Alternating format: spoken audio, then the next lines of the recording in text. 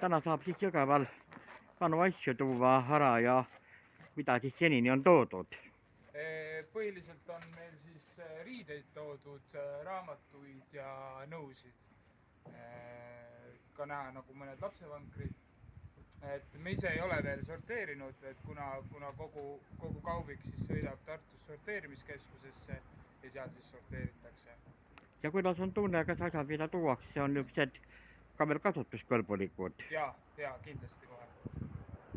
Et oleme väga tänulikud annetustest. Kas olete siin Jõgeval esmakordselt või on ka varem käidud? Esmakordselt.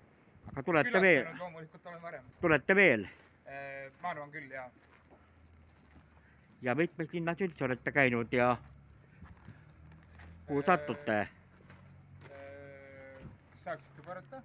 Et kus olete veel Eestimaal käinud? No kuna me oleme Tartus pärit, siis Põlvas oleme käinud, Otepääl oleme käinud,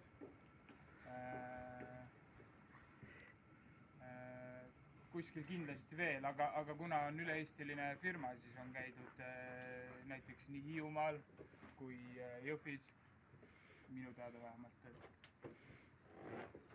Tohib ka nime küsida? Mina olen Jürgen. Jürgen, jah. Ja palju jõudu ja selle külma ilmaga ja kõik head. Aitäh, kõik head.